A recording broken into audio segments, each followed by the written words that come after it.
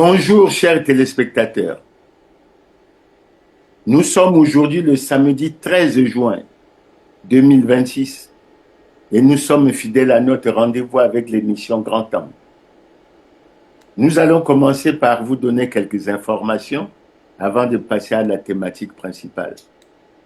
La première information que nous allons vous donner, c'est que vous savez qu'on a fêté il y a quelques jours le- la journée de la réconciliation nationale le 10 juin. C'est le 35e anniversaire.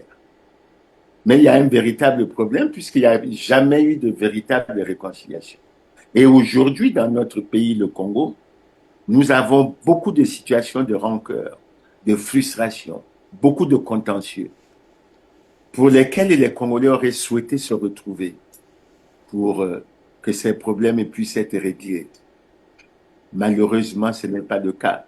Je peux vous en évoquer quelques-uns. Vous avez par exemple la situation du président Alphonse Massamba Deba, l'un des pères fondateurs de l'indépendance de notre pays, qui jusqu'à présent n'a pas de sépulture. Et c'est véritablement triste. Et on peut le constater que c'est véritablement dommage. Mais lorsqu'on parle de 10 jours, on ne peut pas ne pas avoir une pensée particulière pour notre président, le président Marien Ngouabi. On ne peut pas ne pas avoir une pensée particulière pour le cardinal Émile Biayenda. On ne peut pas ne pas avoir une pensée particulière pieuse et noble pour les nombreux compatriotes qui ont perdu la vie à cette occasion et nous rappeler de ce que ça a été le 18 mars 1977 qui a été rappelé à la conférence nationale a été une journée véritablement difficile pour notre pays. 35 ans après, on aurait souhaité que, sur la base des recommandations de la conférence nationale, qu'on ait évolué au plan de l'amour du prochain, au plan de l'amour du pays, au plan de la réconciliation, mais il y a encore beaucoup de choses à faire. Et pourtant, dans notre constitution, nous avons les articles 227 et 228 qui ont institué un Conseil national de dialogue, organe de réconciliation, organe d'apaisement, organe de recherche de consensus entre les forces vives de la nation. Mais là aussi, on ne peut que constater que plus de 10 ans après l'adoption de cette constitution, le Conseil national du dialogue n'est toujours pas formellement mis en place et c'est dommage. Mais les acteurs politiques, les gouvernants et même les citoyens devraient y réfléchir sérieusement parce que c'est un élément extrêmement important dans la vie de notre pays. Alors nous avons la deuxième information que nous pouvons évoquer, mais très rapidement. Nous vivons encore une situation extrêmement difficile. La pénurie du carburant. Vraiment, les Congolais en souffrent. Pas seulement au niveau du transport, mais au niveau de l'économie de façon générale. Regardez les files des véhicules dans les stations d'essence. Regardez l'incidence de cette situation sur l'économie de notre pays en général. Regardez, posons-nous la question, si réellement dans un contexte où dans le pays on n'a pas d'eau, on n'a pas d'électricité, maintenant on vit encore des pénuries de carburant, est-ce qu'on peut valablement parler de l'accélération de la marche vers le développement? Parce qu'il ne faut pas oublier que le carburant est un facteur important de production. Et lorsqu'il en manque, c'est très difficile. Dans tous les cas, les Congolais s'en sont véritablement rendus compte. Et il faudrait qu'on avance. Maintenant, l'autre aspect que je vais aborder rapidement aussi, c'est les passeports. En tout cas, les Congolais sont pressés. Ils veulent rapidement voir ce problème de passeport être réglé. On a vu encore il y a quelque temps les étudiants et puis d'autres citoyens qui ont manifesté parce qu'ils ne comprenaient pas, surtout après que le nouveau ministre de l'Intérieur et de la décentralisation ait rassuré et a donné un message très fort en disant que le passeport ne doit plus être un document de luxe. Les Congolais veulent que ce document devienne populaire, etc. Mais dans la même veine, nous profitons de cette occasion pour évoquer l'annonce qui a été faite par le président de la République sur la suppression des visas pour tous les citoyens africains à partir du 1er janvier 2027. Et nous l'évoquons parce que nous avons déjà réagi en marquant nos inquiétudes sur cette situation. Et aujourd'hui, nos inquiétudes sont fortement confortées. Pourquoi? Parce qu'on a suivi sur les réseaux sociaux cette affaire de deux virologues, un Néerlandais puis un Camerounais, qui sont soi-disant partis de Brazzaville. Les faits s'étaient passés en janvier et qui ont été pratiquement arrêtés à Détroit aux États-Unis, avec des fioles, avec des échantillons biologiques de ce que l'on pourrait appeler la variole du singe, etc. Et les Congolais se posent des questions au moment où nous parlons de l'ouverture des frontières. Est-ce que nous avons la capacité de contrôler? Est-ce que les dispositions sont prises? Parce que là, il s'agit d'un problème à la fois sécuritaire et sanitaire. À un moment où, en RDC, non loin de chez nous, ben, nous connaissons le problème Ebola, etc. Et comment ça s'est passé? Et comment ces fioles de vagues d'échantillons biologiques sont sortis de ce pays? Quelle est l'explication? Et nous sommes surpris qu'au Congo, on n'en a jamais parlé. Est-ce qu'on n'a pas détecté? Est-ce on s'en est pas rendu compte? Vous voyez que on rentre même dans des phénomènes qui peuvent être extrêmement dangereux pour notre santé, dangereux pour notre quotidien, dangereux sous plusieurs aspects. Alors on a suivi sur les réseaux sociaux que ces deux virologues vont être jugés le 24, je crois, juin.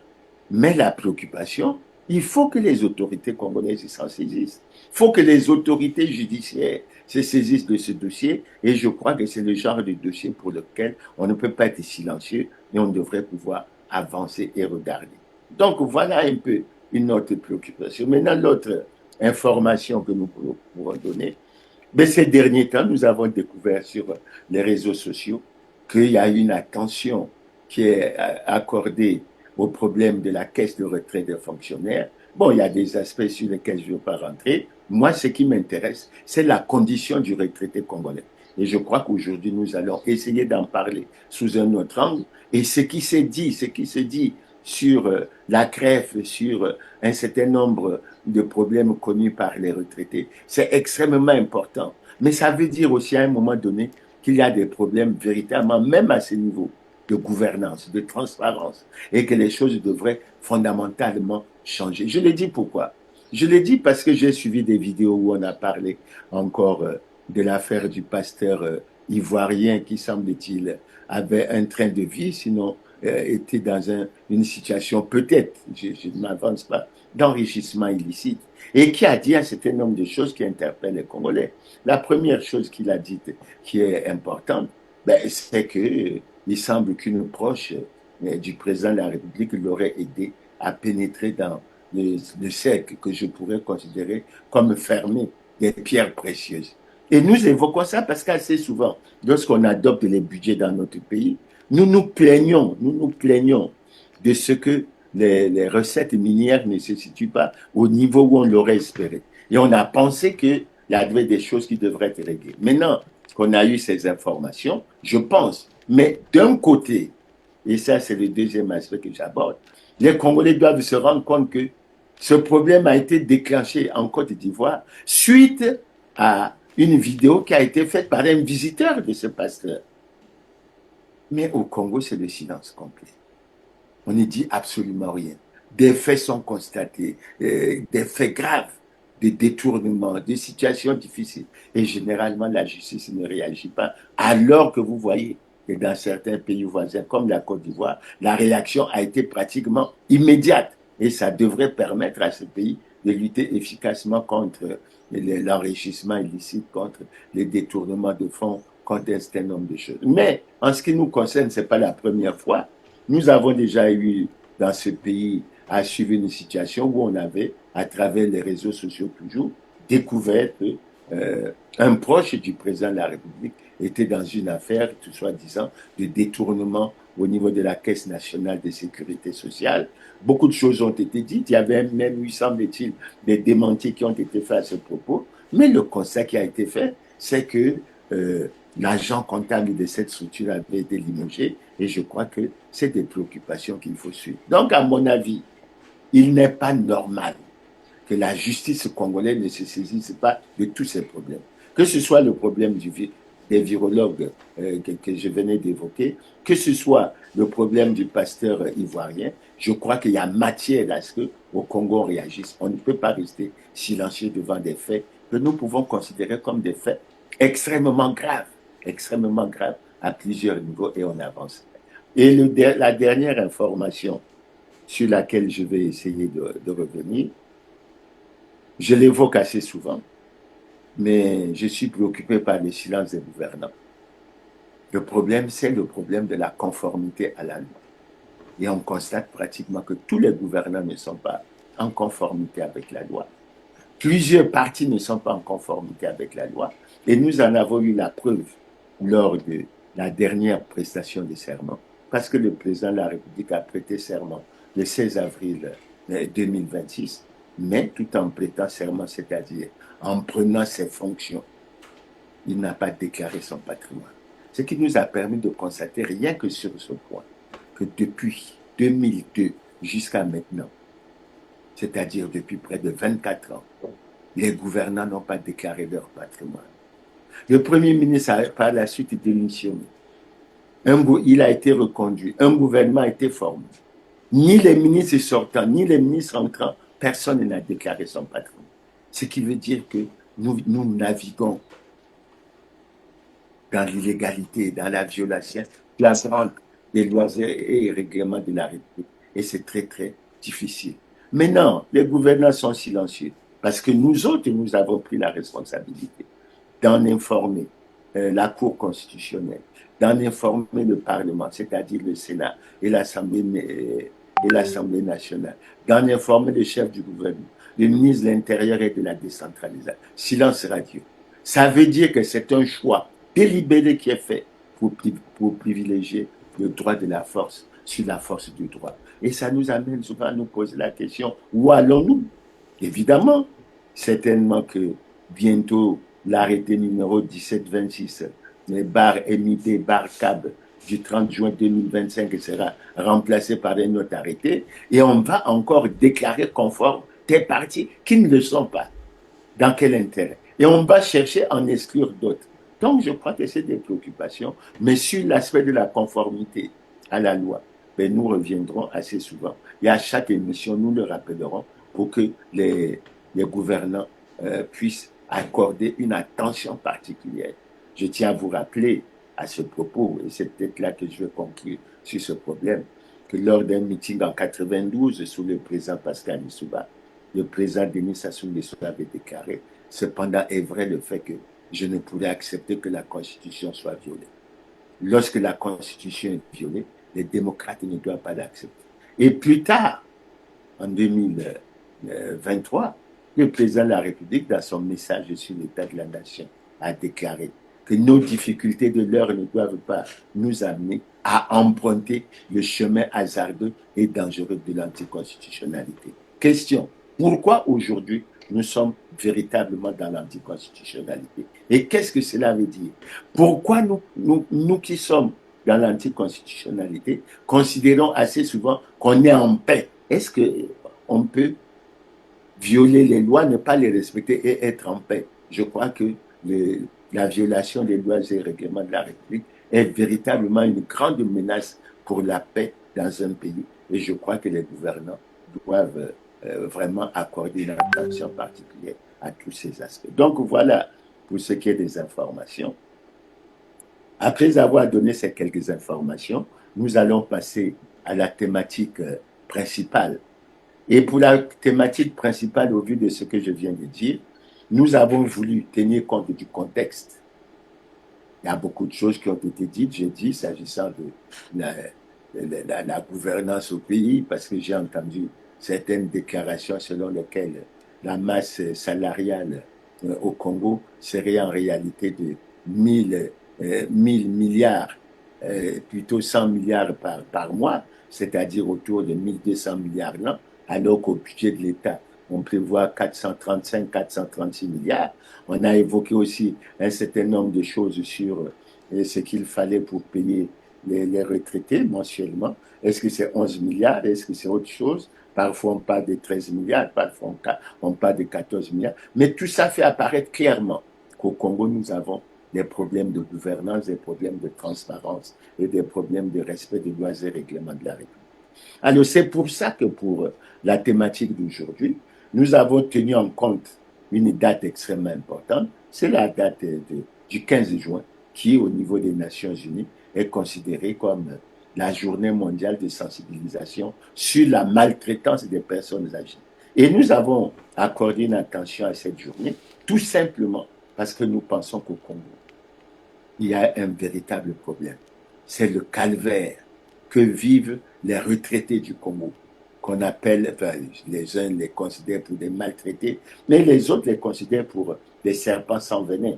Et je tiens à faire un commentaire là-dessus parce que on les considère pour des serpents sans venin, c'est-à-dire des personnes qui sont fatiguées par la longue période qu'ils ont passée au niveau du travail et qui certainement ne peuvent plus avoir le temps de manifester, de faire autre chose, et à qui on peut se permettre de tout faire et surtout de les faire souffrir, ce qui n'est pas du tout normal. Et c'est pour ça que nous allons essayer de revenir là-dessus. Parce qu'il faut le dire franchement, les gouvernants congolais ont fait le choix de faire souffrir les retraités du Congo. Pourquoi? Nous nous posons la question. Pourquoi nous nous posons la question? Et nous allons essayer au cours de cette émission de faire un déroulement, mais en nous basant sur une démarche qui elle-même est fondée sur les textes.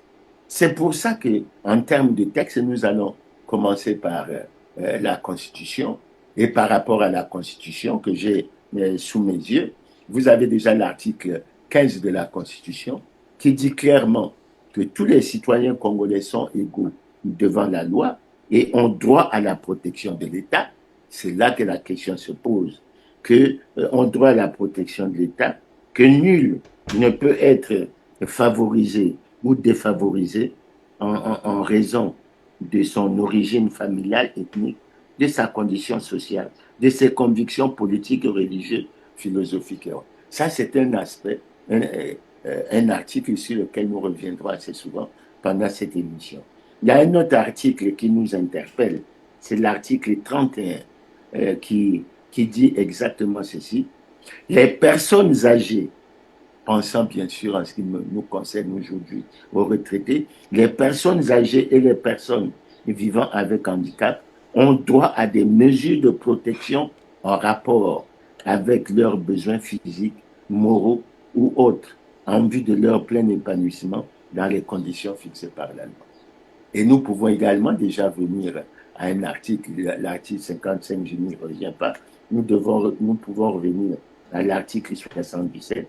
L'article 77 dit exactement ceci. Enfin, il est relatif à la prestation du serment du président de la République. Et on tient à rappeler sincèrement que par rapport à ça, il est dit clairement que devant la nation et le peuple, le président prête le serment de respecter et de défendre et de faire respecter la Constitution d'une part, et d'autre part, de garantir la paix et la justice à tous.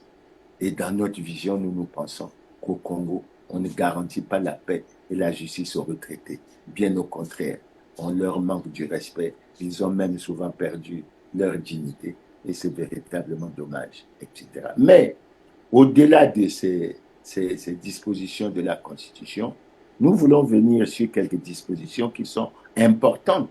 Et malheureusement, les retraités et les gouvernants n'y accordent pas toujours beaucoup d'importance.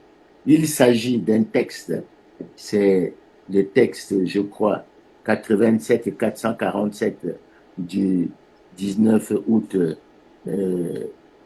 2007, portant création, organisation et fonctionnement de la caisse de retraite des fonctionnaires. Assez souvent, nous les retraités, nous évoquons les problèmes des retraités sans nous référer à des textes. Et pourtant, ces textes sont très clairs et nous feraient avancer sur beaucoup de choses. Bon, il y a un article que les gens devraient retenir sans problème.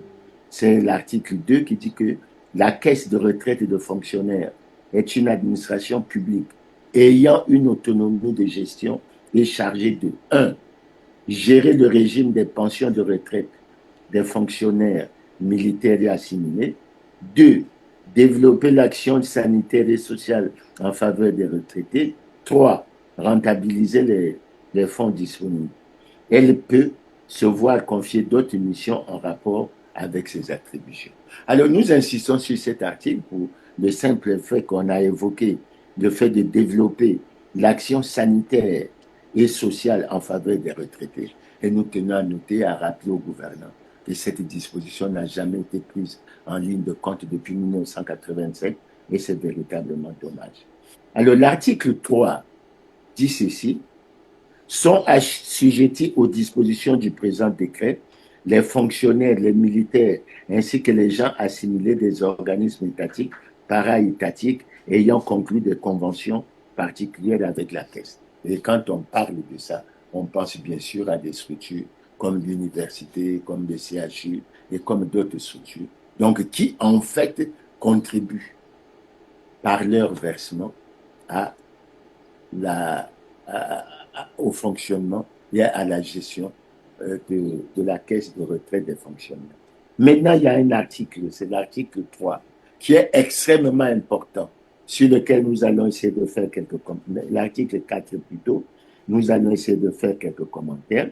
Il est dit ceci: les recettes de la caisse de retraite des fonctionnaires comprennent les retenues prélevées sur les traitements des assujettis prévus à l'article 3, ainsi que les contributions à la charge du budget auquel est imputé leur traitement et dont les taux sont déterminés par décret pris en Conseil des ministres. Ça, c'est le premier point. Alors, pour être clair, pour que les gens comprennent, y compris les retraités, il s'agit de quoi? Il s'agit, entre autres, des 10% qui sont versés au titre de l'employeur et des 5% qui sont versés par chaque travailleur, 15% qui font l'essentiel des recettes de la CREF, notamment pour amorcer et payer les pensions et autres. Deuxièmement, la part attribuée à la caisse de retraite des fonctionnaires dans le produit des amendes de saisie et confiscation en matière de douane ou de contribution directe. On en parle assez peu, mais vous vous rendez compte qu'en dehors de ces fameux 15% qui proviennent de l'État, mais il y a d'autres ressources qui proviennent d'autres rubriques. Et à mon avis, à la CREF, on ne parle pas suffisamment de ça, mais on devrait évoquer ça. Troisièmement, les revenus des placements mobiliers effectués par la Caisse. Quatrièmement, les revenus des placements immobiliers. Cinquièmement, des ressources extraordinaires. Et il est dit ceci: en cas d'insuffisance des ressources définies ci-dessus, il peut être fait aliénation des valeurs mobilières et des immeubles acquis par la Caisse à titre de placement. Et enfin, pour terminer sur cet article, on dit quelque chose qui est extrêmement important pour les retraités. Le budget de l'État contribuera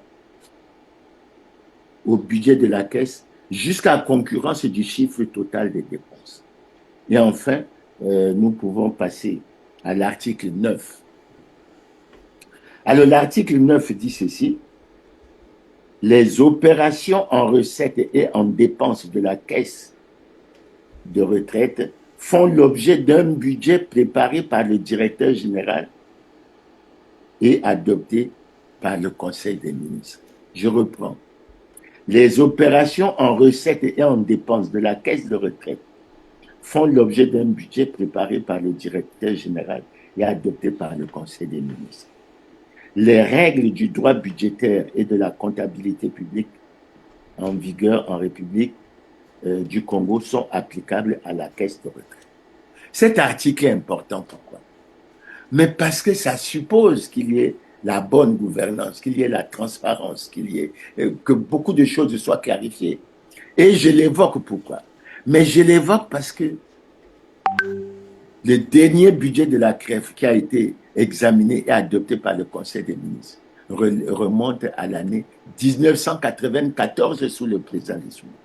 Et nous pouvons dire sur cette base que depuis le retour du président Denis Sassou Nguesso au pouvoir en 97, jusqu'à ce jour, aucun budget n'a été élaboré par un directeur général de la CREF et a permis qu'il soit présenté au Conseil des ministres par les ministres de tutelle de la CREF et que ce budget soit adopté. Et c'est un fait extrêmement important. Pourquoi? Mais parce qu'en haut, nous avons vu que la CREF doit avoir un budget et que ce budget doit être équilibré en recettes et en dépenses. Et que si les moyens ne sont pas suffisants, ben l'État doit contribuer pour réaliser l'équilibre. Ça veut dire que s'il y avait le budget qui était fait chaque année et présenté au Conseil des ministres, ben, tous les budgets de la CREF auraient été équilibrés et on n'aurait certainement pas connu la situation dramatique et catastrophique que nous connaissons aujourd'hui en ce qui concerne les retraités. Maintenant, pourquoi le seul budget élaboré par un directeur général de la CREF, c'est celui de 1994? Ben, écoutez, nous avons fait des recherches dans les archives et ce que nous avons retrouvé, c'est au Conseil des ministres qui s'est tenu le 6 juillet 1994 sous le président Pascal Lissouba, que le Conseil des ministres a examiné le budget prévisionnel exercice 1994 de la Caisse de retraite des fonctionnaires. Alors, on se pose des questions. Est-ce un manque de volonté politique? Est-ce qu'un manque de courage? Est-ce que c'est un défaut de compétence? Est-ce qu'on peut considérer aujourd'hui, au moment où beaucoup de gens parlent des progrès réalisés au niveau de la CREF en ce qui concerne la digitalisation, où on vante les compétences de la CREF, est-ce qu'on peut comprendre alors, que ce soit au niveau de la CREF ou au niveau du gouvernement, que le directeur général de la CREF n'élabore pas le budget qui permet effectivement que les dépenses et les recettes soient bien maîtrisées et que ça soit bien contrôlé. Parce que lorsqu'on prend le texte que je venais d'évoquer tantôt, il est dit ceci en ce qui concerne l'article 11. La Caisse est soumise au contrôle du ministre chargé de la Sécurité sociale, au contrôle financier et au contrôle de la Cour des comptes dans les conditions prévues par la législation en vigueur. Et ça fait que, parce qu'on peut demander à la Cour des comptes aujourd'hui de nous présenter la situation de la CREF. Et il n'est pas normal qu'on soit dans un flou, dans une structure aussi sensible, qui est chargée de suivre les problèmes des personnes vulnérables comme les retraités. Et à notre avis, ce n'est pas du tout normal, etc. Donc voilà, en ce qui concerne les textes, il y a un certain nombre de choses, mais nous tenons à attirer l'attention sur le fait qu'il est anormal. Il est anormal que depuis 1994, il n'y ait plus jamais eu un budget élaboré par le directeur général de la CREF, présenté à son ministre de tutelle qui doit le présenter au Conseil des ministres pour adoption. Et il est bon que nous le disons dès à présent, mais pour l'année 2027, puisque au niveau du Parlement, on a envisagé l'examen des questions budgétaires parmi lesquelles le cadrage budgétaire. Je crois qu'il est bon. Il est bon que le directeur général, sinon la direction générale de la CREF, se prépare à présenter ce budget et qu'on mette fin à cette pratique qui consistait au pilotage à vue, à gérer, excusez-moi l'expression, comme dans l'obscurité, sans que les comptes ne soient rendus. Et moi, je pense que c'est un aspect extrêmement important sur lequel nous devrions absolument nous baser et sur lequel nous devrions avancer. Donc voilà un peu en ce qui concerne les textes sur lesquels nous insistons, et je crois qu'il est bon. Maintenant, au-delà de ce que je viens de dire par rapport au texte, il est bon que nous relevons et nous rappelons un certain nombre d'éléments qui sont souvent soulevés par les syndicats des retraités à travers leurs déclarations. L'un des aspects, c'est l'indifférence et l'injustice des gouvernants, le manque de considération que les gouvernants ont pour eux. Assez souvent d'ailleurs, ils ont du mal à rencontrer. Et je crois que c'est l'un des aspects sur lesquels nous allons revenir, parce que les syndicats des retraités doivent comprendre, parce que les retraités ont compris que nos syndicalistes passent beaucoup plus de temps entre les bureaux du directeur général de la CREF, les bureaux du ministre de tutelle, les trésors. Non, La mission essentielle d'abord des syndicats, c'est de défendre les intérêts. Et il doit y avoir des va-et-vient entre les syndicats et les retraités, de sorte qu'il n'est pas normal que l'on constate assez souvent le manque criard et terrible des assemblées générales. Mais vous êtes dans les bureaux du directeur général, etc., mais qui doit rendre compte de la situation aux retraités pour que les retraités puissent dégager des nouvelles orientations dans le suivi de leurs problèmes, avec ce qu'ils vivent tous les jours pour essayer d'avancer et pour faire en sorte que les choses puissent aller de l'avant. Donc il faut, et nous allons y revenir là-dessus, il faut que nous attirons l'attention de nos syndicats là-dessus. Les syndicats ont la responsabilité de rendre compte de la mission qui leur a été confiée aux retraités pour que les retraités réagissent et que l'on les aide, mais qu'assez souvent, au cours des assemblées générales que l'on pourra tenir, puisqu'on n'en tient pratiquement pas, et assez souvent on nous dit que, voilà, il n'y a pas l'autorisation. Quelle autorisation? Mais l'article 27 autorise les manifestations, les réunions. Donc il n'y a aucune raison que les réunions ou les assemblées générales des retraités puissent ne pas être autorisées. Et nous appelons l'attention des gouvernants. Ce n'est pas normal. C'est même une violation flagrante des dispositions syndicales. Et c'est tout à fait normal. C'est constitutionnel, c'est accepté. Mais on parle, les gouvernants aiment parler du dialogue social. Donc le dialogue social, c'est toujours entre les syndicats et les gouvernants. Et il n'y a jamais de contact avec la base, mais c'est plus un dialogue social. Parce que ce que vous défendez là-bas ne reflète pas toujours ce que les retraités veulent. Et il faut que, dans cet aspect, que une attention particulière soit accordée à ce problème. Et c'est extrêmement important. Maintenant, après avoir évoqué ces aspects, après avoir évoqué les textes, nous allons essayer d'aborder et d'analyser quelques aspects du cahier de charges des retraités. Et nous allons commencer par un aspect très important. L'aspect très important par lequel nous allons commencer, c'est celui du point de l'harmonisation de la valeur du point d'indice à 300. Alors, pour bien comprendre, pendant de nombreuses années, la valeur du point d'indice était à 160. Et à partir de 2011, précisément à partir de mars, parce que c'est en ce moment-là que le décret a été publié, la valeur du point d'indice est passée de 160 à 200. Et ça a duré à la valeur du point d'indice 200 entre 2011 et décembre 2013. Et nous allons essayer de vous évoquer qu'est-ce qui s'est passé. Maintenant, les gens peuvent se poser des questions. Pourquoi ça a évolué à partir de 2011?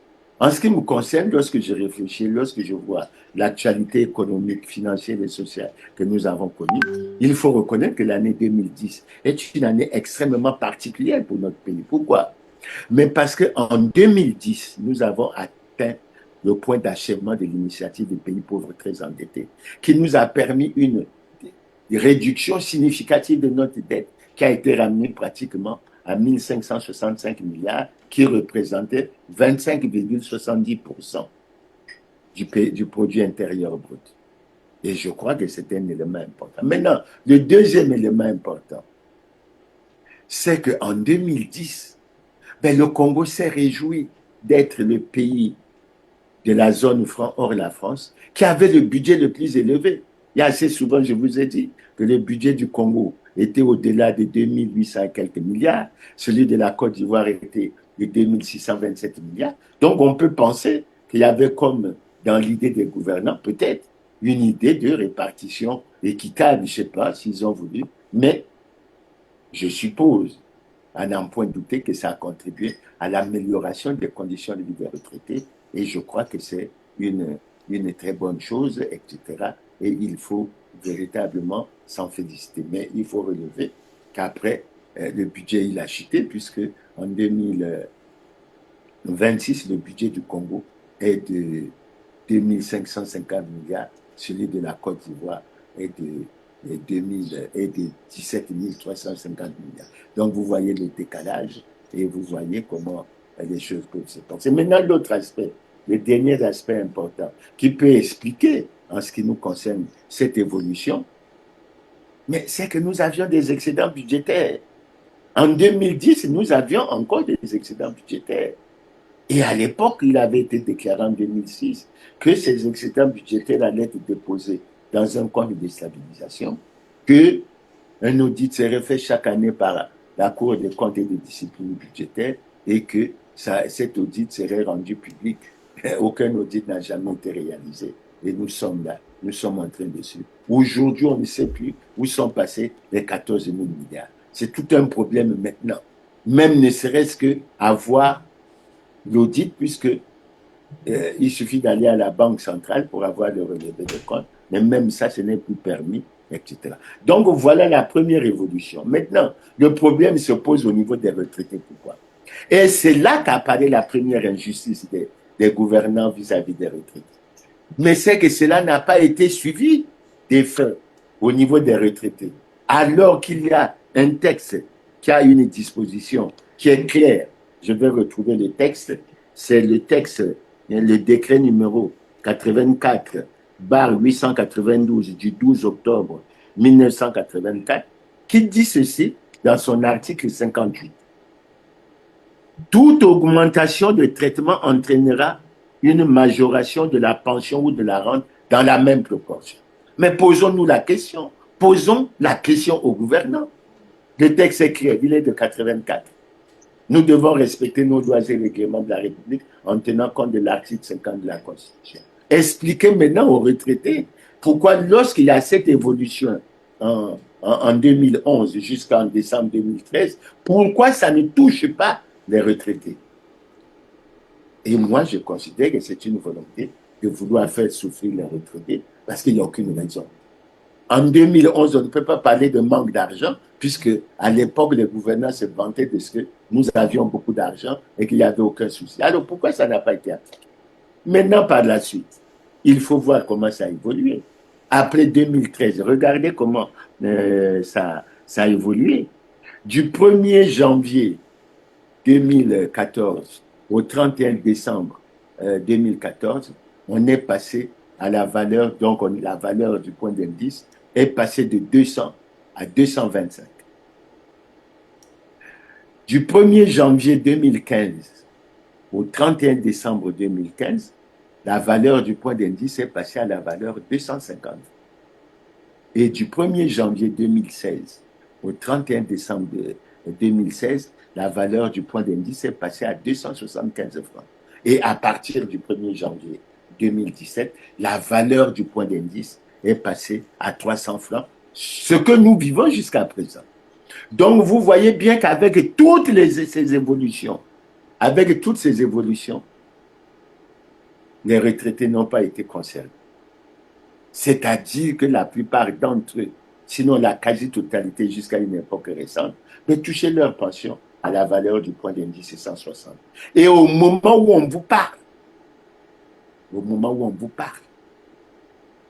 il y a une grande partie, je dirais même la majorité des retraités, touchent alors encore leur pension à la valeur du point d'indice 160. Ce qui fait que c'est un autre élément de souffrance qui apparaît. Parce qu'aujourd'hui, quand un retraité touche sa pension, en fait, il touche la moitié de ce qu'il devrait toucher. Et ça, de façon affirmative, on peut le dire depuis 2017, c'est-à-dire depuis pratiquement 8 ou 9 ans. Est-ce que c'est normal? Pourquoi ce choix a été fait? Et c'est là, justement, où il y a véritablement un problème avec la direction générale de la CREF. Parce que si elle élaborait le budget de la CREF chaque année, on s'en serait effectivement rendu compte. Et chaque année, l'État aurait pris les dispositions pour équilibrer le budget de la CREF en termes de recettes et de dépenses et qu'on n'aurait pas eu tous ces problèmes-là, ce qui est véritablement dommage et que nous connaissons maintenant. Donc, à mon avis, c'est une situation qui est préoccupante pour les retraités.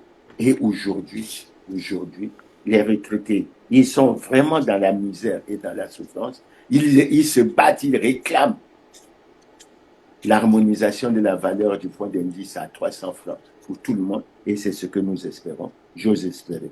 Donc, vous voyez bien, lorsqu'on évoque cet aspect de l'harmonisation du point d'indice, ben, on constate de façon flagrante qu'il y a violation de l'article 15 que je vous ai évoqué, qui ne permet pas de considérer les retraités au même titre que les fonctionnaires, qui, eux, ont la valeur du point d'indice à 300 et n'ont véritablement pas des problèmes et on ne devrait pas y souffrir. Donc voilà l'un des aspects de la situation des retraités qui devrait être maîtrisé par les retraités. Maintenant, dans cette affaire du cahier de charges des retraités, le point, c'est les arriérés de pension.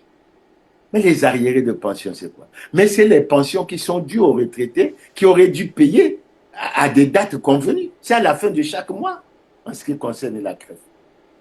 Et aujourd'hui, le constat fait, mais c'est que les retraités cumulent plusieurs mois. Et dans ce cumul, il y a un certain nombre de questions qu'on se pose. Il y a combien de retraités? Donc on dit plus de 40 000. Mais c'est la crève digitalisée. Pourquoi on ne nous donne pas le chiffre exact, de ceux qui sont, retraités? Ça, c'est le premier point. Combien il faut pour payer les retraités en un mois? Combien il faut pour le faire tout au long de l'année, sinon pour toute l'année? Là aussi, on se pose des questions. Et on se dit, quand on suit tout ça, qu'il y a des problèmes de transparence, de gestion au niveau de la crève. C'est des informations qui devraient être connues de tout le monde. Ce n'est pas des informations secrètes, ce n'est pas des informations cachées. Et les gens devraient, à notre avis, de savoir et faire en sorte qu'on aille plus à l'avant. Alors, pour les quelques informations que j'ai, j'apprends. Actuellement, on devrait avoir plus de 40 000 retraités. Pourquoi? C'est à peu près, je vous le dis. Combien on devrait avoir pour payer les retraités chaque mois? Les chiffres varient. Il y en a qui disent 11 milliards, il y en a qui disent 13 milliards, il y en a qui disent 14 milliards. Mais il y a quand même des informations sur lesquelles nous allons revenir en disant par exemple que pour les pensions de novembre et de décembre 2016 qui ont été détournées, la masse globale faisait 9 milliards 400 millions. Ça veut dire quoi? Mais ça veut dire qu'à cette époque-là, il fallait 4 milliards 700 millions pour payer un mois de pension. Évidemment, les chiffres ont dû augmenter, mais dans le même temps, les chiffres des fonctionnaires aussi ont augmenté, et c'est là qu'il y a le débat qui apparaît assez souvent, etc. Maintenant, quand on fait le point aujourd'hui, d'après les informations que nous avons pu recueillir, il y a présentement, en termes d'arriérés de pension, 45 mois d'arriérés de pension pour la période qui va de décembre 2016 au 31 décembre 2021.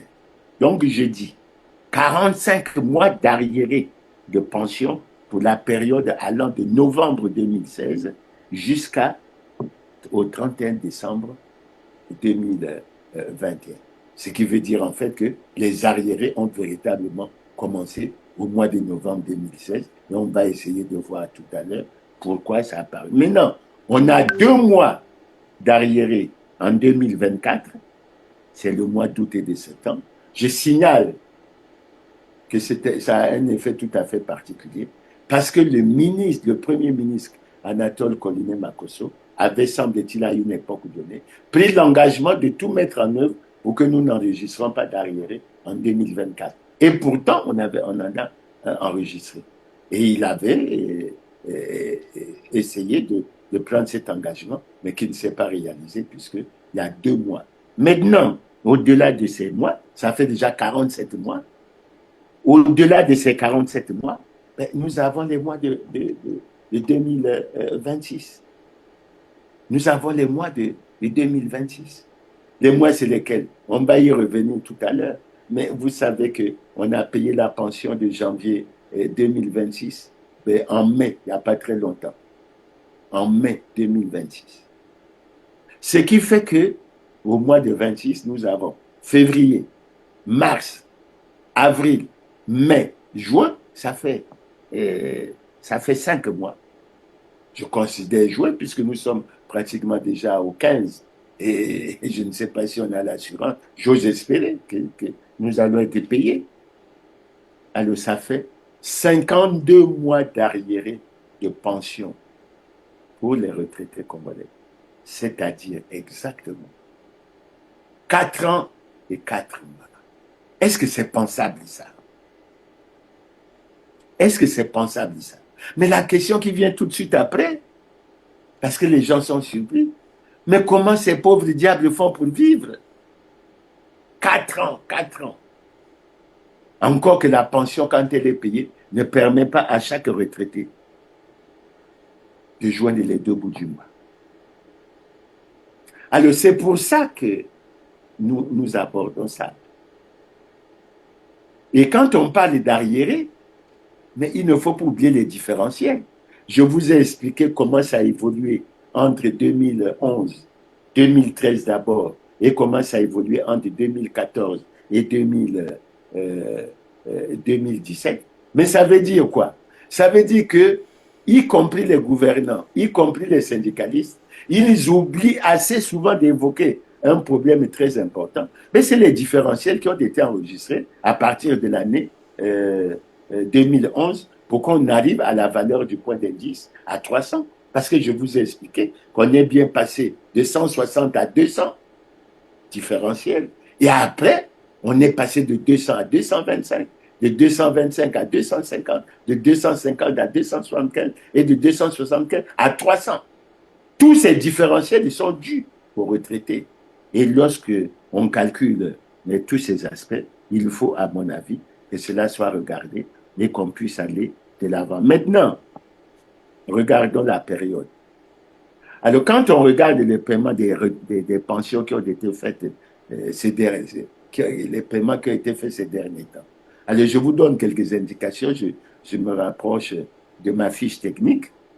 Quand vous prenez la pension d'août 2025, la pension d'août 2025 a été payée en novembre 2025. Ça fait combien de mois? La pension de septembre 2025 a été payée en décembre 2025. C'est-à-dire 3 mois après. La pension d'octobre 2025 a été payée en février 2026. Regardez. La pension de mars 2025 a été payée en mars 2026, 4 mois après. La pension de décembre a été payée en avril 2026, 4 mois après. Et la pension de janvier 2026 a été payée à partir du 22 mai 2026, 4 mois après. Posons-nous la question. Est-ce que les gouvernants se posent de cette question? Comment les retraités font pour vivre? Véritable question. Véritable question. Surtout lorsqu'on se rend compte, comme je l'ai dit tantôt, que les retraités ne touchent que la moitié de ce qu'ils devraient toucher. Mais pourquoi on a choisi de les faire souffrir? Parce qu'ils ont rendu de bons et loyaux services à l'État. La récompense, c'est de les torturer. Maintenant, regardons les choses de près, parce qu'il faut que les gens se rendent compte. Il y a des pensions qui s'élèvent à 50 000 francs. Quand le retraité touche la pension de 50 000 francs, tout en sachant que la prochaine, il pourra la toucher dans 4 mois, ça veut dire qu'en moyenne, il a 12 500 francs pour vivre. Quand je dis 12 500 francs pour vivre, c'est 12 500 francs pour se loger, pour se vêtir, pour se nourrir, pour s'occuper du transport, pour s'occuper de la santé, pour s'occuper des enfants, des petits-enfants. Parce que le taux de chômage est très élevé. La jeunesse est frappée par un chômage endémique. Et ce sont les retraités qui sont obligés de... Mais comprenez la situation dans laquelle... Et c'est pour ça que le taux de mortalité dans le milieu des retraités est très élevé. Et que beaucoup ne se gênent pas de parler pratiquement du génocide. Parce que si vous avez 12 500 francs par... Combien, À combien vous pouvez vous nourrir si vous avez 12 500 francs en moyenne le mois? Vous n'êtes même pas capable de dépenser 1000 francs.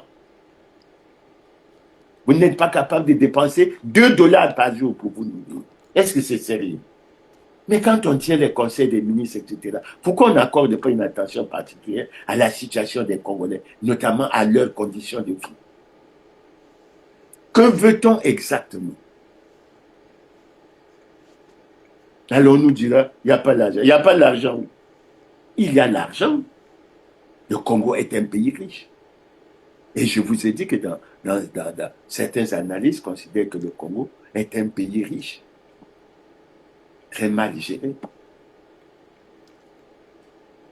Pays riche, c'est-à-dire PRTMG, très mal géré ou très mal gouverné. Mais qui a choisi de faire souffrir les Congolais. Là, j'ai pris l'exemple de quelqu'un qui a une pension de 50 000. Déjà en temps normal, 50 000 francs, ça ne lui permet pas de joindre les deux bouts, même s'il était seul. Parce que supposez que vous ayez 50 000, s'il n'y avait pas les retards de 4 mois. 50 000 francs, vous allez manger avec combien? 1000 francs par jour. Si vous utilisez 1000 francs par jour, il vous faut 30 000 francs. Si vous utilisez 1500, mais est-ce que vous pouvez utiliser 1000 francs par jour lorsqu'on sait que vous avez sous votre toit près de 7, au moins 10 personnes sous votre responsabilité? Comment vous faites? Alors, je suis surpris.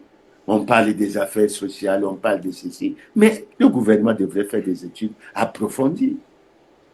Alors, on vient parler de l'accélération de la marche vers le développement. C'est comme ça qu'on va accélérer la marche vers le développement. Supposez même qu'il soit un peu plus avantagé et qu'il ait une pension de 300 000 francs. C'est-à-dire qu'avec les retards de 4 mois, on pourrait dire qu'il dépense, qu'il peut utiliser 75 000 francs par. Qu'est-ce qu'il peut faire? S'il utilise 2 000 francs par jour pour manger, encore c'est une hypothèse qui ne tient pas la route, il aura dépensé 60 000 francs pour la nourriture. Les enfants, les petits-enfants sont là. Il faut s'occuper de leur nourriture, de leur vêtir. Et comment on fait? Comment on fait? Et c'est ça qui est véritablement dramatique. Et on constate qu'il y a un taux de mortalité très élevé. Un taux de mortalité très élevé.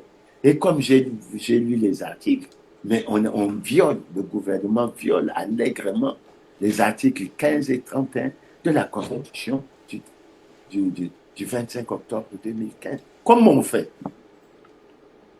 Pourquoi les gouvernants ont fait ce choix? C'est la question qui taraude la tête et qui perturbe.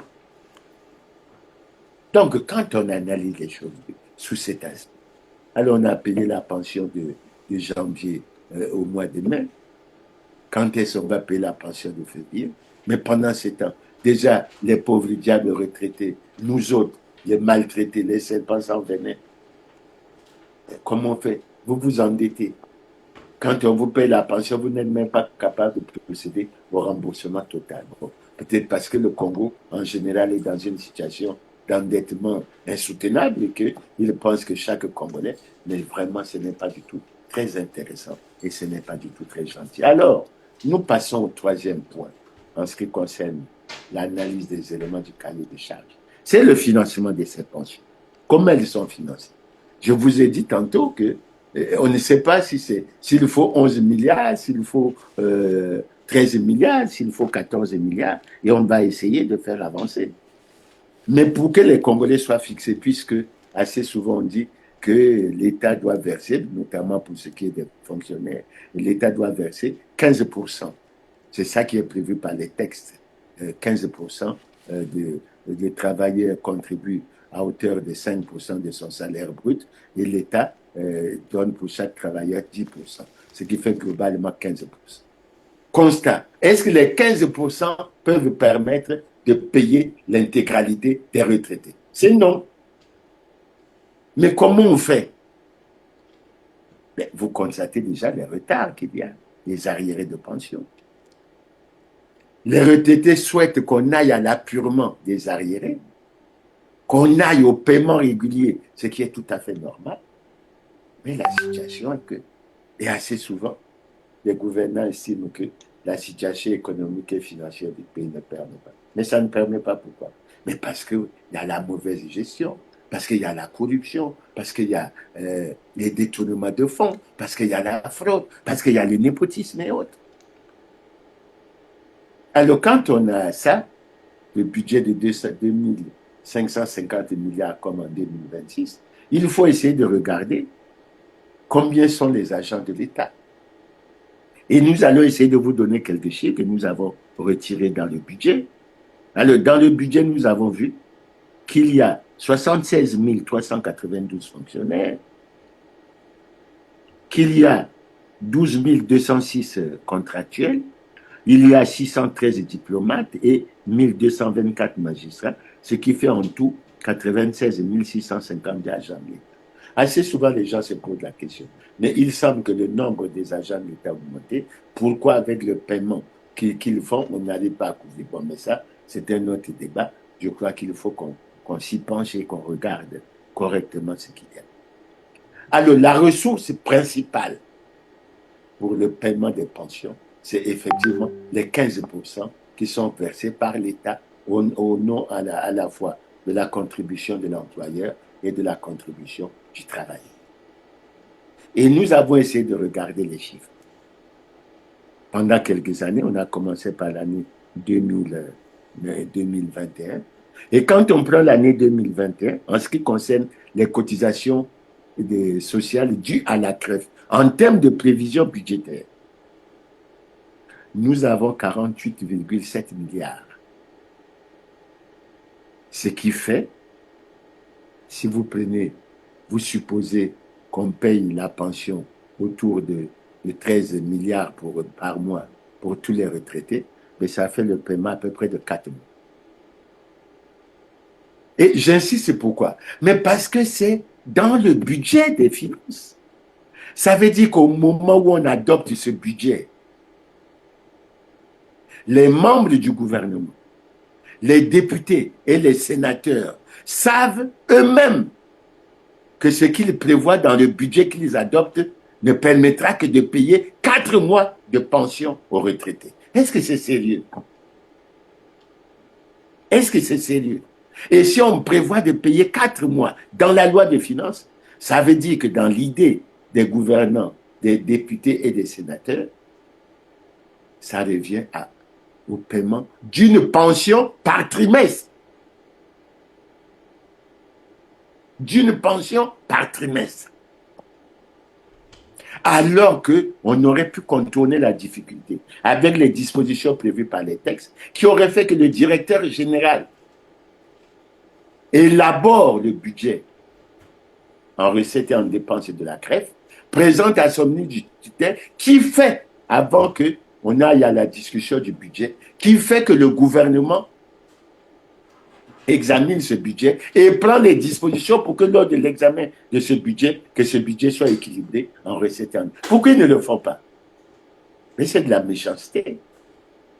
Alors vous prévoyez, vous pensez vous toucher votre pension ou votre salaire, vous pensez toucher vos pensions ou vos indemnités chaque mois, et les retraités, vous pensez qu'on peut prévoir pour eux le paiement d'une pension tous les 3 mois, tous les trimestres. Est-ce que c'est sérieux? Alors, j'en viens à une année particulière. Et je vais vous expliquer pourquoi cette année était particulière. C'est l'année 2022.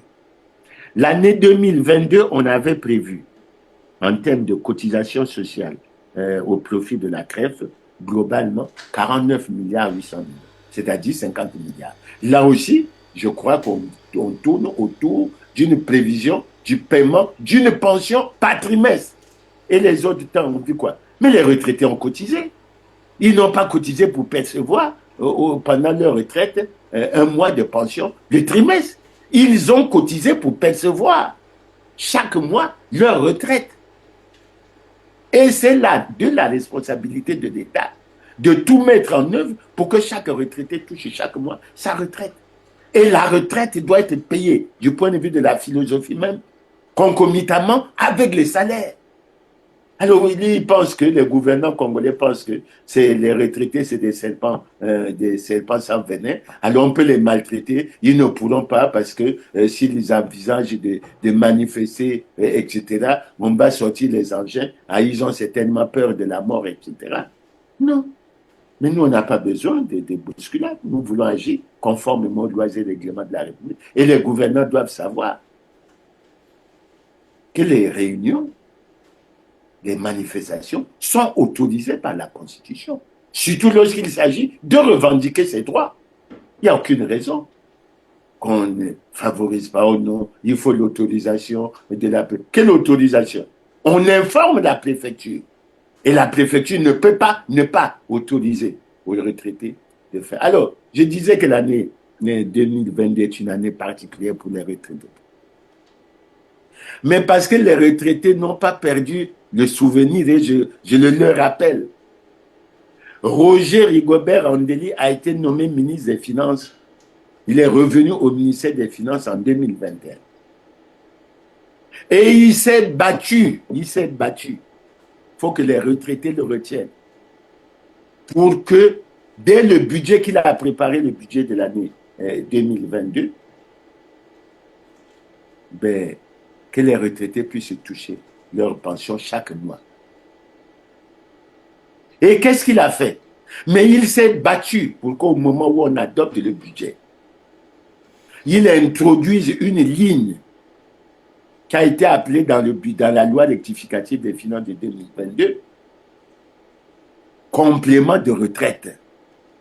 Et ce complément de retraite a été de 96 milliards. Ce qui fait que lorsqu'on prend les 49 milliards 800 qui étaient prévus, plus les 96 milliards, nous arrivons à un montant global pour l'année 2022 de 145 milliards, 145,8 milliards, représentant à peu près un paiement de 12 milliards le mois. Et les retraités n'ont pas connu de retard. Question, avant Roger Rigobert Andeli et après Roger Rigobert Andeli, pourquoi la ligne de complément de retraite n'apparaît plus? Et ça justifie ce que nous vous avons dit en lisant les attributions et en revenant sur l'exigence qui est faite que le directeur général de la CREF fasse le budget. Mais ça a été équilibré. Et c'est pour ça que toute l'année 2022, même s'il n'y avait pas encore l'harmonisation de la valeur du point d'indice à 300, mais les retraités ont touché leur pension tous les mois. Ils ont touché leur pension tous les mois.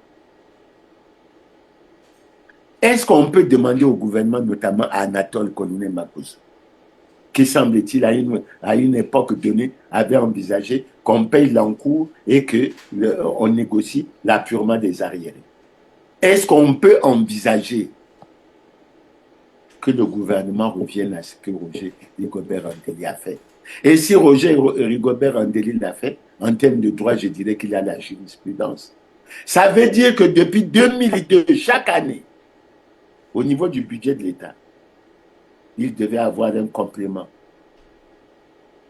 de retraite qui devait permettre que les retraités ne connaissent pas de retard, même si la pension n'était pas payée au niveau où il fallait, mais qu'il fallait que cela puisse être réglé. Pourquoi ça n'a pas été fait? Alors moi, l'interprétation que je me ferai, c'est la méchanceté des gens, des membres du gouvernement, la méchanceté des gouvernants. Maintenant, je leur pose la question. Pourquoi avez-vous choisi de faire souffrir les retraités? Mais les lois, c'est vous qui les votez. J'ai suivi le président du Sénat dire une fois que la loi est votée pour être appliquée, pour être exécutée, et que le gouvernement a la mission de faire appliquer les lois, et que le Parlement a la mission de contrôler l'exécution des lois. Pourquoi en ce qui concerne les retraités, vous ne faites pas ce suivi, vous ne faites pas ce contrôle? Bon, c'est pas sérieux. Alors, donc vous avez cette situation, de sorte que pour ceux qui posent la question, mais la pension à combien? Moi, j'ai deux repères. Le premier repère, c'est les pensions de novembre et de décembre 2016, qui toutes les deux étaient évaluées globalement ensemble à 4 milliards 800. Ça m'a fait penser qu'en 2016, le montant qu'il fallait pour payer un mois de pension, c'était 4 milliards 700 millions. Et le deuxième repère, c'est celui que je viens de vous donner, c'est le budget tel qu'élaboré par Roger Rigobert Randeli, avec ce complément de pension qui fait que pour l'année, on est arrivé à 145,8 milliards, c'est-à-dire près de 12 milliards par an. Comment expliquer cette évolution? Est-ce qu'on peut penser que la CREF est gérée selon les règles de l'art? Déjà, vous avez suivi la loi. La CREF est assujettie au contrôle de sa tutelle, mais également au contrôle de la Cour des comptes et de discipline budgétaire. Est-ce que ces contrôles s'effectuent? Alors, vous voulez aller accélérer la marche vers le développement, et sur les notions élémentaires, notamment de contrôle et autres, nous n'avons pratiquement rien. Et ce n'est pas une bonne chose.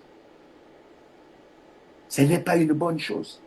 Donc, il faut que ces choses-là puissent être réglées. Maintenant, quand j'en viens aux autres années, quand je parle des autres années, je parle de l'année 2023, 2024, 2025 et 2026. La caractéristique essentielle, c'est que la ligne complément de retraite a disparu.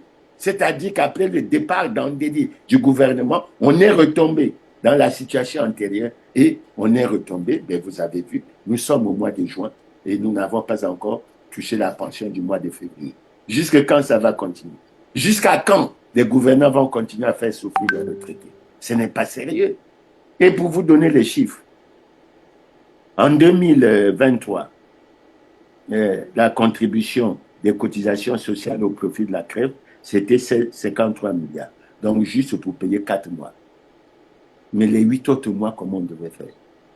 En 2024, ça a un peu évolué, mais ça ne change rien. On est à 58 milliards 700 millions. C'est-à-dire qu'on a la capacité, la possibilité de payer 5 mois. Mais les 7 autres mois, on fait comment? En 2025, c'est passé à 63 milliards, 5 mois. Et en 2026, 66,4 milliards, c'est-à-dire 5 mois. Mais pour 2026, je vous rappelle une chose, les syndicats des retraités avaient lancé un mot d'ordre pour un sit-in afin d'obtenir le paiement des pensions. Et le président du Sénat avait lancé un appel qu'il n'était pas bon d'aller vers les manifestations, etc., bien que ce soit constitutionnel, et avait appelé les syndicats au dialogue. Les syndicats sont partis au dialogue, mais qu'est-ce qu'il y a eu? Absolument rien du tout. Absolument rien du tout. Parce qu'en termes de cahier de charges, les syndicalistes revendiquaient l'harmonisation de la valeur du point d'indice à 300. Ils revendiquaient le paiement de certains mois d'arriérés. Ils revendiquaient également que la pension soit payée chaque mois concomitamment avec les salaires. Absolument rien. En fait, ce que le pouvoir veut, c'est créer un climat de peur et de terreur à l'endroit des retraités, de façon générale à l'endroit des Congolais, pour qu'ils ne puissent même pas revendiquer leurs droits. Mais c'est scandaleux ce qui se passe au Congo. Et après, on dit que c'est une démocratie. Ce n'est pas une démocratie, c'est une véritable dictature qui ne s'occupe même pas de la situation des retraités, des personnes vulnérables, etc. Donc, voilà un peu en ce qui concerne la situation. Maintenant, nous voulons évoquer un cas. C'est le détournement des pensions de novembre et de décembre 2016.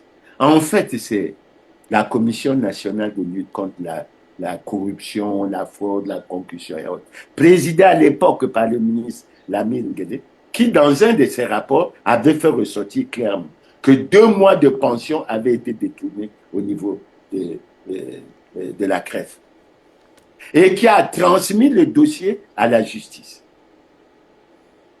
Et rien n'a bougé. Donc le choix a été fait par les gouvernants de protéger les responsables des scandales crimes économiques et financiers et de faire souffrir les retraités. Je dis bien de faire souffrir les retraités. La Nguele, suite à ce rapport, a eu des démêlés. Je ne vais pas revenir là-dessus. Mais qu'est-ce que le gouvernement a fait? Le gouvernement a décidé de supprimer la commission nationale, etc., soi-disant qu'on recherchait l'efficacité pour aller à la haute autorité de lutte contre la corruption. Mais en fait, c'est une manière d'aller vers le silence. Et depuis que la haute autorité, là, c'est le silence complet. On est véritablement dans la vision de la protection des responsables des scandaleux crimes économiques et financiers, quitte à faire souffrir des couches sociales comme celle des retraités. Et à mon avis, c'est dommage. Mais cette information de détournement a été confirmée en 2018 par le directeur général de la CREF lors d'un de ses passages à la radio. Il a confirmé que l'argent avait été bel et bien viré du trésor dans un compte de la CREF à LCD. Et il dit qu'aucun retraité n'a touché un franc de cet argent. Mais que cet argent a été porté disparu. Est-ce que vous trouvez normal, dans un pays où on parle de digitalisation, tout ça, qu'on puisse venir annoncer qu'il y a de l'argent qui était dans une banque et que ça a disparu sans qu'aucune responsabilité ne soit établie? Est-ce que c'est normal? Mais cette situation révèle quoi?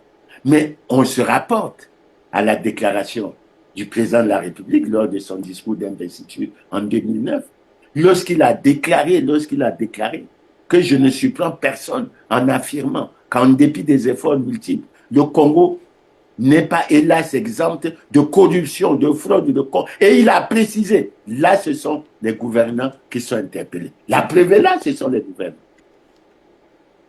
Mais qu'est-ce qui est arrivé à ces gouvernants? Rien du tout. C'est donc, comme la déclaration que le président Pascal Lissouba a dit, le trésor congolais, c'est comme un cocha. Chacun aura sa part, chacun a sa part de vol, etc. Au détriment des intérêts du peuple congolais. Et c'est très grave. Alors, un syndicat, parmi les syndicats des retraités, il y a l'UDI, l'Union de défense des intérêts des retraités, qui avait également assigné, mais l'UNIR a mené sa démarche en 2021, qui avait assigné l'État en justice et qui avait indiqué le montant de 9 milliards 400 et quelques millions qui avait été détourné au niveau de la CREF. Mais jusque-là, rien n'est fait. Le directeur général avait dit qu'il espérait que ce dossier ne va pas rester dans la poussière des dossiers du ministère de la Justice. Mais tel est le cas. La Nguele a introduit le dossier. Le directeur général est revenu là-dessus. Moi, je ne suis pas policier, je ne suis pas la CID. Mais franchement, est-ce que le dossier des 9 milliards là, c'est un problème? Mais il me semble, je ne pense pas me tromper, le directeur général est l'ordonnateur du budget de la CREF. Il est l'ordonnateur. Mais qu'il aille retirer le relevé de compte. Mais on sait où est parti l'argent. Est-ce qu'on a besoin d'un James Bond pour aller faire? Non. À mon avis, c'est une. Mais pourquoi? Mais parce que les gouvernants ne prennent pas 9 milliards 400 millions. Et on n'en fait pas de compte. Et cette histoire pour les Congolais, il faut le rappeler, nous fait penser à la disparition de 6 milliards chaque année s'agissant des bourses. 6 milliards qui se dissipent sans jamais laisser de traces. C'est le Congo, révélé par le président de la République. Et aucune enquête n'est menée. Ça veut dire que nous avons des preuves de la volonté manifeste des gouvernants de faire souffrir les retraités, de faire souffrir les étudiants et de faire souffrir les Congolais en général. Les preuves sont là. On ne peut pas en douter. On ne peut pas en douter. Alors, je rappelle toujours par rapport à ça, que quand vous prenez le message sur l'état de la nation de 2018, le président de la République avait déclaré clairement que face aux délis économiques, quels qu'ils soient, il n'y aura ni menu fretin, ni gros poisson. tout passera dans la nasse du droit et de la justice. Seul prévaudra la loi. Mais pourquoi? Après d'aussi belles déclarations, on connaît ces cas. Et c'est véritablement dommage. Maintenant, le point suivant, c'est les arrérages. Bon, les arrérages, je peux essayer de donner ma compréhension de la chose. Les arrérages, c'est quoi? Mais quand il s'agit d'un retraité, les arrérages, ce sont les sommes qui lui sont dues à partir du moment où il sort à la retraite et du moment où il commence à toucher la première pension. Ça surprend certainement dans beaucoup de pays, mais au Congo, on a parlé de la retraite automatique depuis 2005-2008, mais après plus de 10 ans, absolument rien n'a bougé. Donc, quand vous sortez à la retraite, ben, vous pouvez passer un très long moment sans pouvoir toucher votre pension. Et il y a des gens à qui on doit des sommes extrêmement colossales. Alors, s'agissant des arrérages, nous avons retrouvé un texte. C'est le texte qui a été signé le 19 septembre 2023, décret numéro 2023-1579, fixant les modalités de remboursement des arriérés internes, commerciaux et sociaux. Et là-dedans, quand on va, il y a deux articles qui intéressent les retraités. C'est l'article 12. Tout usager dont la créance nette recensée, reconnue et validée par la Caisse congolaise d'amortissement est inférieure ou égale à 5 millions de francs CFA est remboursé en une fois selon les modalités fixées par un texte spécifique. Et vous avez l'article 13. Tout usager détenant une créance sociale nette supérieure à 5 millions de francs verra sa créance être échelonnée sur une période maximale de 7 ans. Mais alors, et on n'a pas commencé à opérer ces paiements. Et nous exhortons nos syndicats à suivre cette situation parce qu'elle est véritablement préoccupante, elle est véritablement difficile à supporter. Les arrérages. Alors, quand on a fini au point au niveau des arrérages, je dirais tout simplement, le constat que nous avons fait, que nous faisons à travers cette émission, c'est que les gouvernants ont choisi de faire souffrir les retraités. Nous faisons endosser une certaine responsabilité à nos syndicats qui ont choisi de ne pas se référer à la base. Et les syndicats doivent savoir que parmi les retraités, il y a des économistes, il y a des financiers, il y a des statisticiens, il y a des juristes. Et nous sommes capables d'analyser de faire des propositions pour qu'ils aillent défendre notre cause. Pourquoi ils ne le font pas? Et aujourd'hui, dans les milieux des retraités, on fait peser l'idée qu'il y a la corruption dans les milieux de nos syndicats, etc. Mais il faut dire que beaucoup de retraités pensent que les syndicats ont une grande responsabilité sur cette situation. En dépit de tout cela. Mais la première chose que nous devons dire, il faut que les gouvernants arrêtent de faire souffrir les retraités. Et pour ça, les solutions existent.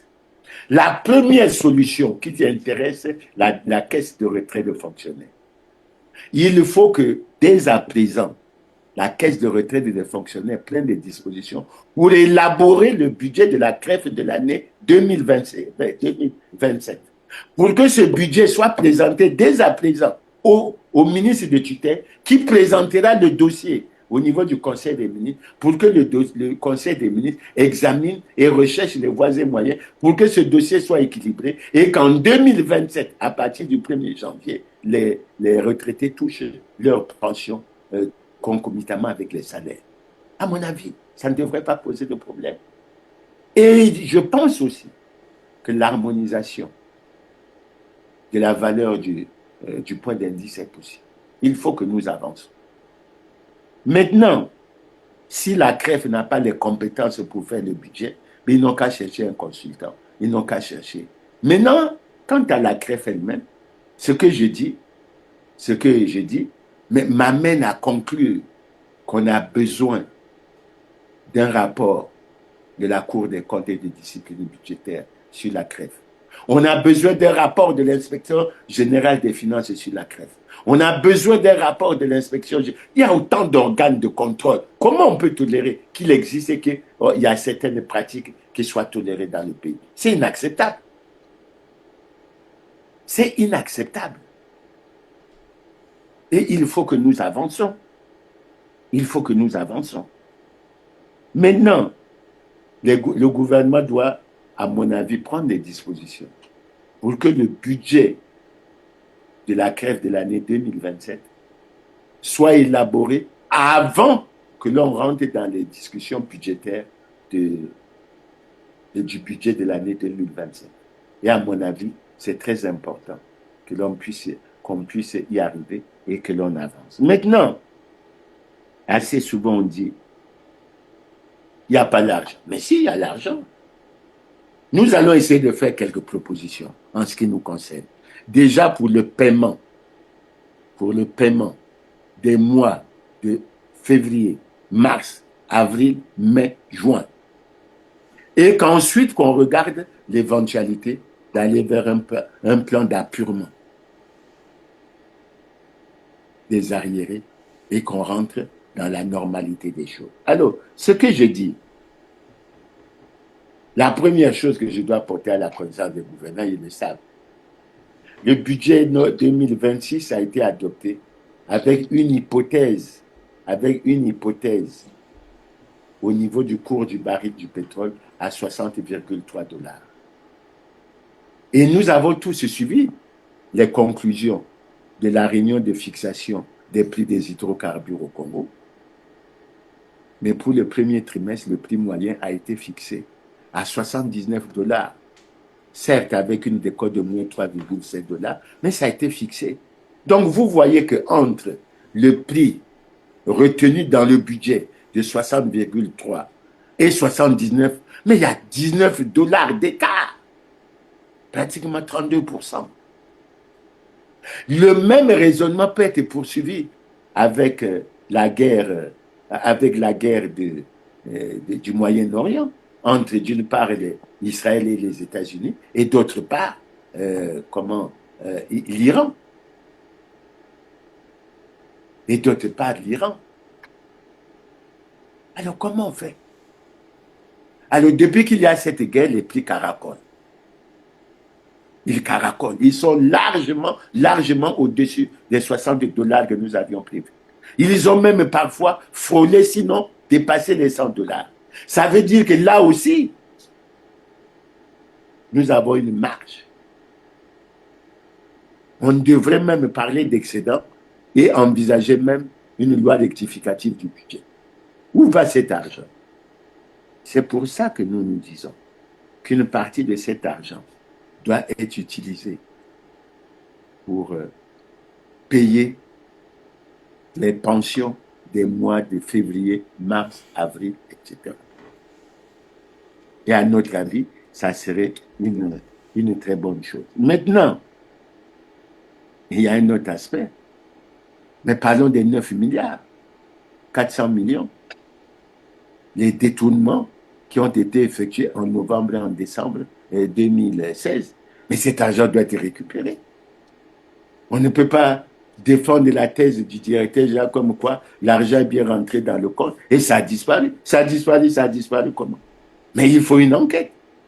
Et je rappelle aux Congolais que le ministre de l'Intérieur, le nouveau ministre de l'Intérieur, a déclaré de façon transparente à haut et intelligible voix, mais qu'il est allergique aux antivaleurs. Et lui, il est le ministre de tutelle de la centrale d'intelligence et de documentation. Ce problème ne peut pas rester mais comme ça. Il ne peut pas rester comme ça. Il faut bien qu'on arrête de protéger les responsables des scandaleux crimes économiques et financiers. Et quand je parle des responsables des scandaleux crimes économiques et financiers, mais vous savez, vous avez plusieurs dossiers. Vous avez le FIGA-Gate, vous avez le Trésor-Gate, vous avez les 14 000 milliards d'excédents budgétaires, vous avez les différentiels des bourses qui se dissipent chaque année sans jamais laisser. Mais on a les niches pour rechercher l'argent et faire que les retraités soient dans des bonnes conditions de vie. Pourquoi vous voulez les maintenir dans ces conditions? Et après, vous allez venir nous dire, mais il faut que nous expliquions aux retraités que ce n'est pas un problème d'argent, que c'est un manque de volonté et de courage politique des gouvernants pour régler le problème des retraités et au-delà du problème des retraités, pour régler le problème des Congolais. Alors, il y a une autre niche aussi que je vais leur indiquer. Mais prenez la loi qui est relative à l'obligation de déclaration de patrimoine. L'article 12 de cette loi prévoit des sanctions pour tout citoyen élu ou nommé à une autre fonction publique qui n'aura pas déclaré son patrimoine lors de sa prise de fonction. Les niches. C'est pour ça que j'exhorte les syndicats des retraités à tout mettre en œuvre pour que nous ayons des assemblées générales des retraités. Parce qu'au cours de ces assemblées générales, nous ferons des propositions. Et au-delà de ce que je viens de dire, il y a d'autres possibilités qui peuvent nous être offertes pour que nous avancions. Donc, nous avons voulu, à travers cette émission, attirer l'attention des gouvernants sur le fait que, vraiment, il faut qu'ils arrêtent de faire souffrir les retraités. Il faut qu'ils arrêtent de faire souffrir les travailleurs de la crève. Parce que nous apprenons qu'ils sont payés en même temps que les retraités. Non, mais nous savons que les organes comme les centres hospitaliers universitaires, comme l'université, comme l'ANAC et d'autres structures, mais versent bien à la crève des montants. Pourquoi la crève se cache souvent pour dire que pour payer les salaires de leurs agents, il faut attendre les 15%? Non, ils ont les moyens. Moi, je les ai cités, le texte est connu. Donc, nous attirons l'attention des gouvernants pour dire qu'il faut arrêter de faire souffrir les retraités. Ils ont rendu des bons et loyaux services à l'État. On ne peut pas parler d'ingratitude en ce qui concerne l'État, mais nous pointons les gouvernants. Et nous nous posons une question.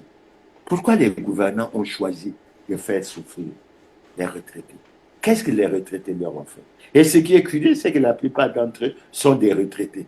Évidemment, puisqu'au-delà de la retraite, ils ont des salaires qui plafonnent, qui touchent parfois les 10 millions, les 15 millions, les 25 millions. Donc pour eux, la retraite, la pension est accessoire. Mais pour nous autres, nous avons besoin de notre pension. Et nous la voulons à sa juste valeur.